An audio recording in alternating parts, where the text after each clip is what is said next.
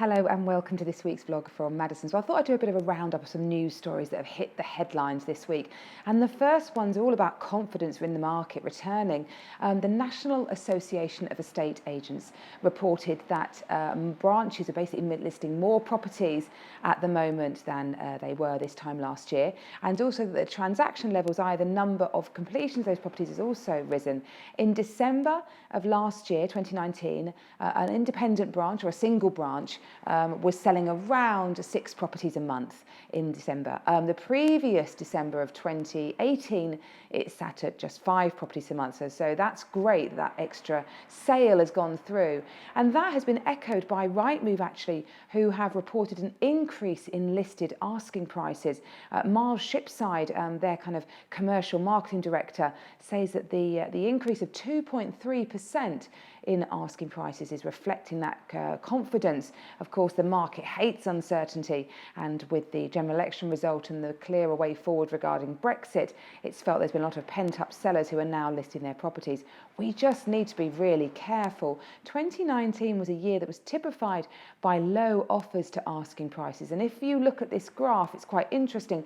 You'll see that what Rightmove lists at is one thing, what the properties sell for, according to land registry data, is quite another, and it's managing sellers' expectations that I still find the biggest struggle of what they'll get. Of course, Rightmove's so transparent, everybody can see it. You can see what your neighbour's house listed for.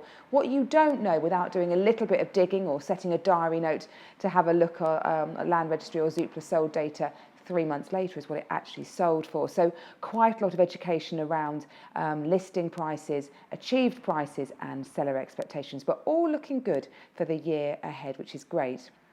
Another interesting story, all about these companies that promise to sell your house very quickly. You might have seen them. They advertise a lot on social media and in hard print, and basically say, we will sell your house quickly.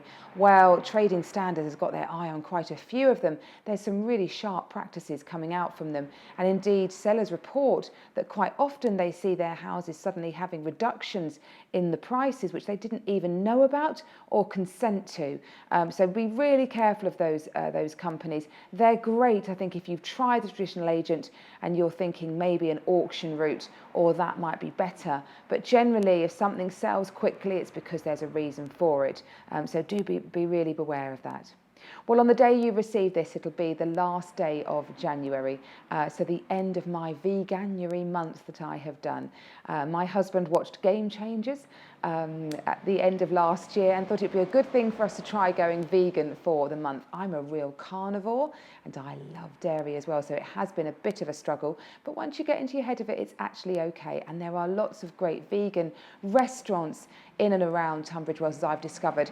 Up at the Beacon, they've got a fabulous set vegan menu, so well worth a try. So if you're thinking of tipping your toe into the water, maybe go for a nice meal in the town and try that first.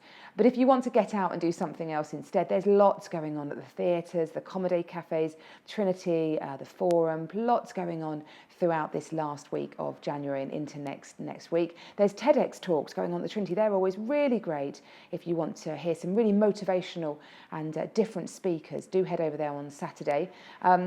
And also Saltmarsh round on Monson Road. They're doing a lovely painting and wine evening.